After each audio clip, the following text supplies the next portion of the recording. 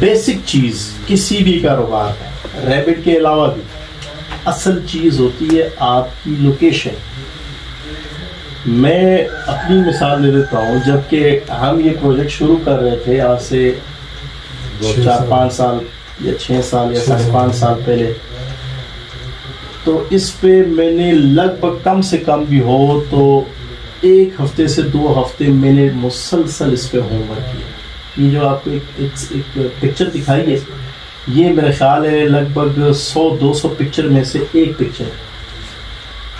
بڑے تفصیل کے ساتھ ہم نے اس کو پہلے پروٹوٹائپ بنایا. سر جب آپ پروٹوٹائپ بناتے ہیں نا, آپ کو ساری چیزیں واضح ہو جاتی ہیں.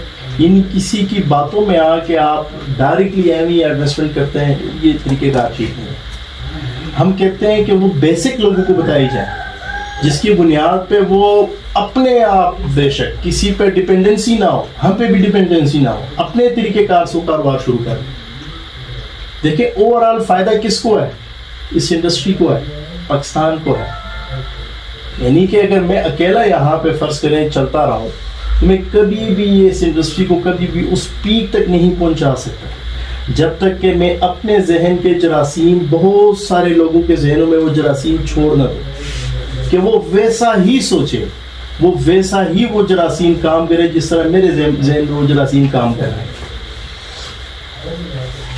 تو بہرحال خرگوش فارمنگ بنیادی طور سے ہر اس بندے کے لیے موضوع ہے جہاں پہ چارہ جات کی فراوانی ہوتی ہے, جہاں پہ اس کے لیے جو آپریشنل کاسٹ ہیں وہ منیمائز لیول کے ہوتے ہیں.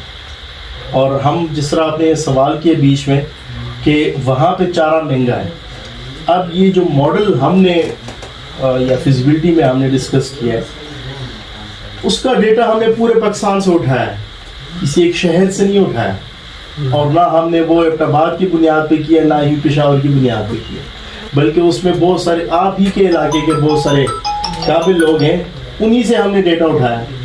پنجاب کے بہت سارے چارے کے سپلائرز ہیں, بڑے بڑے سپلائر جو کہ پاکستان سے باہر چارے ایکسپورٹ کرتے ہیں, وہاں سے ڈیٹا اٹھایا. پھر اس کا ڈیٹا اٹھایا کہ بھئی ایوریج ٹھیکے کا ریٹ کیا چل رہا ہے, اس کی بنیاد پہ ہم نے ایک ایوریج لے کے تو اس کے مطابق ہم نے کیلکولیشنز کی.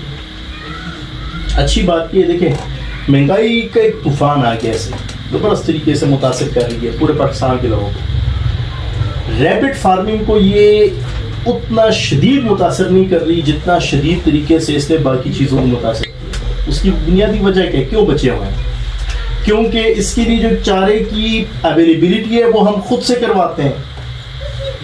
تو اس مہنگائی سے زمینوں کے ریٹ پہ یعنی ٹھیکے کے ریٹ پہ کوئی زیادہ فرق نہیں پڑا. اگر پڑا بھی ہو تو زیادہ 5-10 ہزار پڑا ہوگا, اس سے اوپر نہیں ہوگا. یعنی وہ اگر تو کیلکولیشنز میں لے کے آئے تو وہ سمجھ لیں 8 آنے بھی نہیں بنتا وہ کلو کے حساب سے جو چارہ آپ اویلیبل کرواتے ہیں.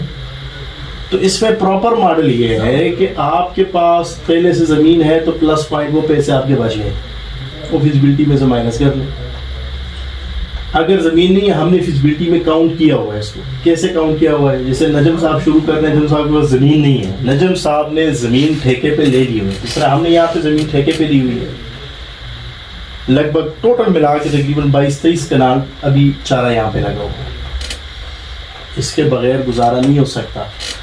ٹھیکے پہ زمین ہم نے لی ہے, اس پہ اپنا چارہ لگایا, اپنا بیج لگایا, اپنی محنت کی, اس پہ ٹریکٹر چلوایا, اور بھئی اس کا ایک جو پروڈکشن جتنی بھی ہوگی وہ ہمیں انتہائی سستی پڑتی ہے. اب اگر اسی ماڈل کو لے کے چلیں شہر میں, ایک ایگزامپل کے طور پہ شہر میں چارہ کم سے کم بھی ہو تو میرا خیال ہے 20 روپے کلو پڑ جاتا ہے, 25 تک بھی جاتا ہے. اب 20 روپے کلو کر لیں. یہی چارہ جب آپ خود کا لگاتے ہیں, فرق یہ نہیں ہے کہ ہم کہتے ہیں کہ یار خود سے جو ہے آپ جو ہے کپڑے چینج کر کے جا کے تو بیج بھی لگائیں اور کھیت میں کام بھی کریں. نہیں, کسی سے کروائیں. آپ کے ذریعے لوگوں کو روزگار مل رہا ہے.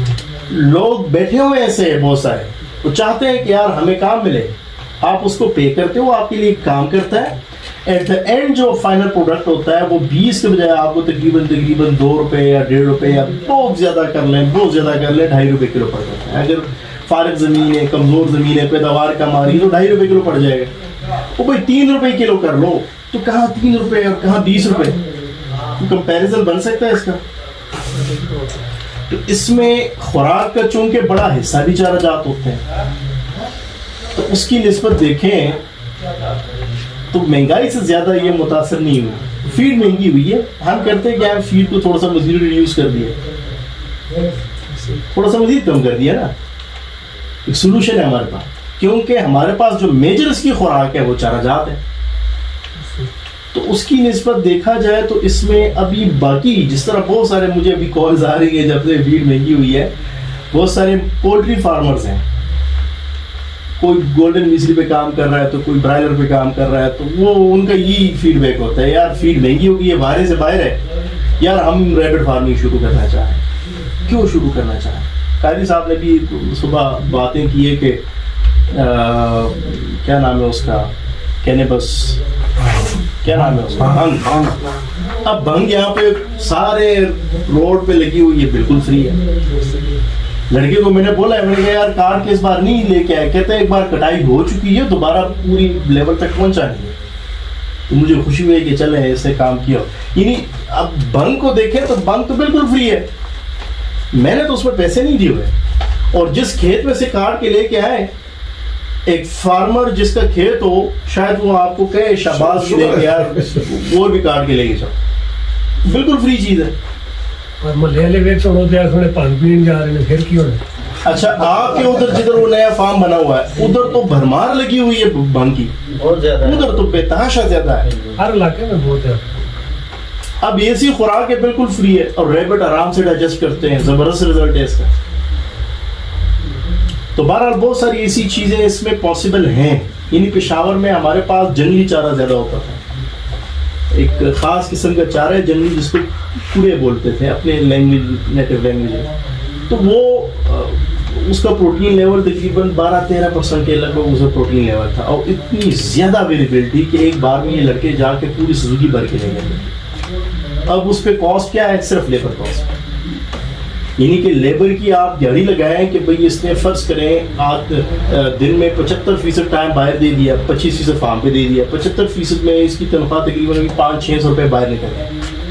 अब बदले में इतना ज़्यादा चारा लेके आ जाए बिल्कुल फ्री, आप हिसाब लगाएं कितने में पड़ा है आपको। हालांकि सुजुकी का किराया भी बीच में इन्वॉल्व है, फिर भी इंतहाई सस्ता पड़ जाता है।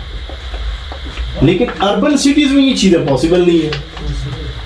वहाँ पे भला कैसे पॉसिबल हो कि वहाँ पे किलोमीटर पॉसिबल ही नहीं है कि आपको चारा कहीं से मिले बगैर परचेज किए। तो बहरहाल इसमें लोकेशन जो है ये बड़ा बुनियादी और की पॉइंट जो है वो की रोल जो है वो प्ले करता है। तो बहरहाल ये भी आप लोगों को वाज़ेह हो गया होगा, बहुत सारे सवाल इस 2-3 टॉपिक्स में आपको वाज़ेह हो चुके होंगे।